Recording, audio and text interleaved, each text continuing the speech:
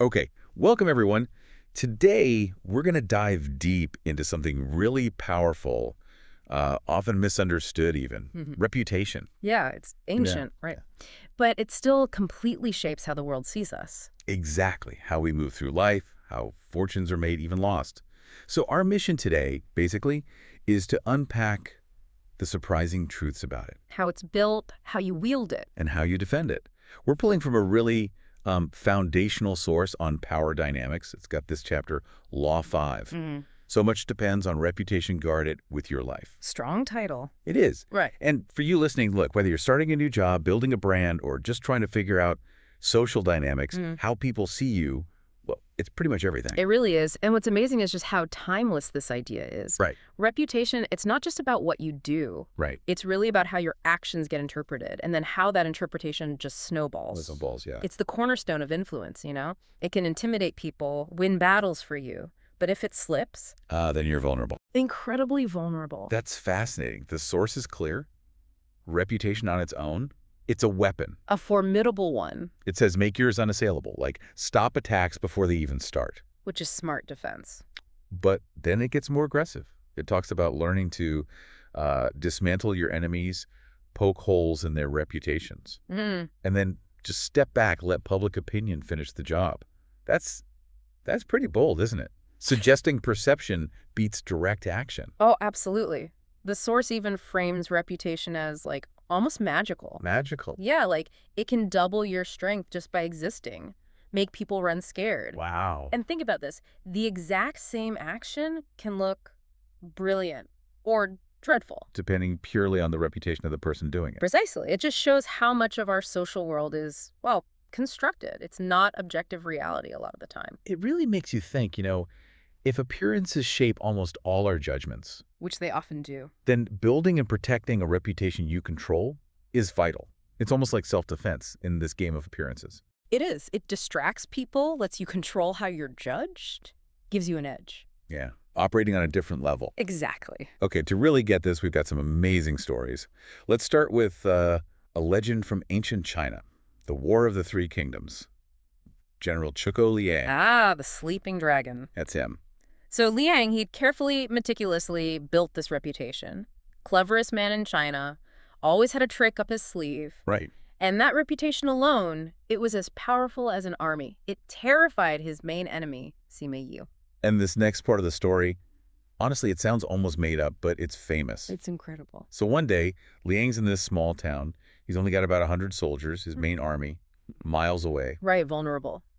Then suddenly, scouts report this massive enemy force, over 150,000 troops, led by Sima Yi himself, heading straight for them. Disaster, basically. No real defense. So what does Liang do? He tells his few men, Yeah. take down the flags, throw open the city gates, and hide. Just disappear. Hide, with the gates open. Yeah. And he himself goes up on the most visible part of the city wall, Yeah. puts on a Taoist robe, lights some incense, Okay. and just sits there, calmly strumming his lute, singing. Wow. That takes guts. So Sima Yi's huge army arrives. He sees Lang up there, instantly recognizes him. His soldiers are eager, right? Unguarded town, let's go. Yeah. But Sima Yi, he stops. He hesitates. He hesitates because he knows Lang's reputation. He thinks, this has got to be a trap. A bluff? Some kind of mind game? Exactly. A trick, a Right. taunt. He couldn't figure it out, but he feared the unknown. So what did he do? He must have attacked eventually. Nope. Ordered an immediate fast retreat, didn't fire a single arrow, turned that whole army around. Just based on reputation, that's astonishing. It's the perfect example, isn't it? How reputation can be a weapon. Make you win without even fighting. Absolutely. Lang's past wins, figuring out spies, stealing seals, capturing cities, it all built this aura. Yeah, this unmatchable strategist persona. Sima Yi just couldn't risk finding out what the trick was. The fear of Liang's reputation beat him. So what's the takeaway for us, in our lives?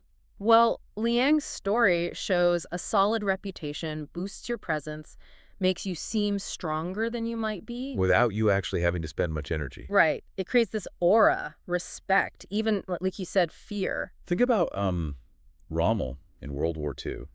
His reputation for cunning.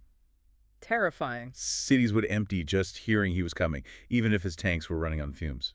Or Henry Kissinger. His reputation alone made peace treaties feel inevitable just because he was involved. Yeah, the reputation did half the work before he even sat down. But, okay, here's the twist. Reputation isn't just a shield or a force multiplier. Right, there's a downside. It's also like a magnifying glass that can seriously distort reality, turn good into bad. Ah, yes.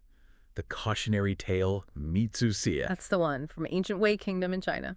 So Mitsusiya, initially, he has this amazing reputation. Super civil, gracious, the ruler's absolute favorite. Top guy. There was this strict law, right? Right, secretly in the ruler's coach, you get your feet cut off. Harsh. Ouch. But Mitsusiya's mother gets really sick. He needs to see her fast. So he uses the royal coach, pretends he had permission. Breaks the law. Big time. But the ruler finds out, and because of Mitsusiya's good reputation, he says, What? how dutiful. For his mother's sake, he even forgot he was committing a crime. He praises him. Unbelievable. Forgets the feet-cutting part entirely. Totally. Then another time, Mitsusiya is eating a peach with the ruler. He eats half and gives the other half to the ruler. Okay, maybe a bit weird, but... But the ruler, again, charmed by the reputation, says, you love me so much you forget your own saliva taste and let me eat the rest. Wow. He saw it as affection because of the reputation. Exactly. But here's where it flips. Later on, Mitsusiya falls out of favor. His reputation slips for unrelated reasons. Okay. And now the ruler looks back at those exact same actions completely differently. Oh, He angrily tells his court, this guy once rode in my coach pretending I ordered it, and another time he gave me a half-eaten peach. the same actions. The very same ones he praised before. Now Mitsusiya faced punishment for them. That is just stunning. So the interpretation completely flipped. 180 degrees. It wasn't about the actions themselves anymore. It was about the current reputation. It shows reputation literally predetermines how your deeds are seen. Virtue becomes vice. Yeah, based purely on perception at that moment. His feet were safe, then suddenly in danger, all because his reputation changed.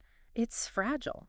Extremely fragile, yet incredibly powerful. It really does lay bare how perception can just rewrite your past. Scary stuff. So how do you actually go about building this thing, this powerful, fragile asset? Well, the source suggests focusing. Establish a reputation for one specific, outstanding quality. Like what? Generosity? Honesty? Or even cunning, depending on your goals. Something that makes you stand out, gets people talking. Okay, pick a quality. Then what? Then, subtly, you make sure people know about it. Let it spread.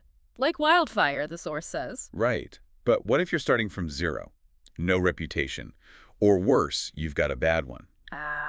That's a critical question.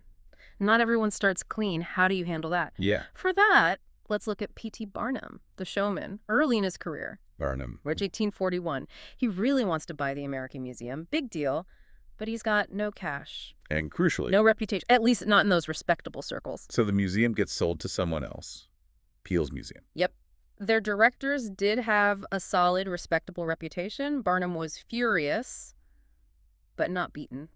So what did he do? No reputation of his own. He attacked theirs, went straight for Peale's reputation, launched this pretty ruthless letter-writing campaign in the newspapers. Saying what? Called the Peale's owners broken-down bank directors. Sowed doubt about whether they were solvent, if they could even run a museum properly. Ooh, harsh. Using doubt as a weapon. Exactly. Because doubt is tricky if they deny it. Makes them look defensive, maybe suspicious. And if they ignore it. The doubts just grow, fester. Did it work? Like a charm. Peale's stock price tanked, confidence evaporated. Eventually, the museum had to be sold. To Barnum. To Barnum, he got it by destroying their reputation first. Wow. Okay, so that's how you attack when you have nothing. But what about later? Right. Once Barnum had a reputation, maybe not respectable, but definitely known, audacious, he shifted tactics. How so? When Peale's tried to rebuild, aiming for highbrow entertainment with mesmerism shows, Trying to look classy. Barnum decided to use ridicule, parody, much more subtle. What did he do? Organized his own rival mesmerism show, pretended to hypnotize a little girl, then failed hilariously trying to hypnotize the audience. Making fun of the whole concept. Totally. He even pretended to, dramatically cut off the girl's finger to prove she was entranced. Then she woke up and ran off. The audience loved it. So he made Peale's serious attempt look silly. Utterly ridiculous. Their attendance plummeted. Within weeks, Peale's closed for good. And Barnum's reputation. Cemented. Audacious. master showman. The lesson there is once you have a solid reputation, Yeah. gentle digs, mockery, satire, they can be way more effective than crude attacks. Makes you look witty, confident, above it all. That's smart, but risky too, right? Oh, huge risk. It can backfire badly if you mess it up. Think about Thomas Edison versus Nikola Tesla. Ah, the current wars, AC versus DC. Exactly. Edison tried to trash Tesla's reputation, saying his alternating current AC was deadly dangerous. Oh. It was awful. Publicly electrocuting animals, dogs, cats, even an elephant eventually with AC. He even helped arrange the first human execution using an electric chair powered by AC. That's horrific. It was a PR disaster. It ended up damaging Edison's reputation for integrity way more than it hurt Tesla or AC power. So the attack was too extreme, Well, too vengeful. Precisely. The lesson. Don't go too far. You risk drawing attention to your own nastiness, not your target's flaws. Okay, so attacking is risky. Building takes time. What if your reputation is already damaged? How do you fix it? Salvage it? The source suggests a clever strategy: association. Link yourself with someone or something whose image counteracts your negative one. Like Barnum did later. Exactly. He brought the famous high-class European opera singer Jenny Lind, the Swedish Nightingale, to tour America Why? to deliberately clean up his own reputation, which was seen as vulgar, lowbrow, circusy. Associating with her gave him a touch of class. Reputation laundering, almost. And that's a good way to put it. Or think of the 19th century robber barons, ruthless industrialists. Yeah, not popular figures. They started collecting fine art, building museums, associating their names with Da Vinci, Rembrandt. To soften their harsh public image, makes them seem cultured, philanthropic. It's a very deliberate move to reshape perception through association. So if we tie all this together, Yeah. reputation really is like a treasure. Definitely. Something to be carefully collected, protected, hoarded even, as Baldassare Castiglione said back in the Renaissance. Who was he? Diplomat, courtier. He wrote that fame, which appears to rest on the opinions of many, fosters a certain unshakable belief in a man's worth. The power of collective belief. Exactly. And it needs constant attention, right? Renewal. Time can fade it if you're not careful. It absolutely can, and you have to protect it fiercely. But interestingly, the source says once it's solid, don't get defensive about attacks. Why not? Seems counterintuitive. Getting angry or defensive can actually reveal insecurity, make the attack seem more credible. Taking the high road often projects more strength. Maintain the strong image. Yeah, and the source is emphatic. Right. There's no escaping this. Reputation is critical, no exceptions. Even if you genuinely don't care what people think. Even then, you might just end up with a reputation for, say, insolence or not caring, like Oscar Wilde did. You still get a reputation, whether you manage it or not. It's unavoidable. Pretty much. So, for everyone listening, what does this all mean for you as you go about your life, your work? Maybe think about how your actions, big or small, are building your reputation. Consciously or unconsciously. Right. Are you deliberately cultivating that one key quality, that thing that sets you apart? And maybe understanding this power dynamic, how reputations are built, guarded, attacked, can help you see what's really going on around you. Yeah, personally and professionally. Decode some of those social games. It does raise a deeper question, though, doesn't it? What's that? Well, if we have to live in society and we depend so much on what others think, how much of who we are is, our authentic self? Versus the carefully built facade of our reputation. Yeah. Where's that line? Yeah. It's definitely something worth pondering as you move forward.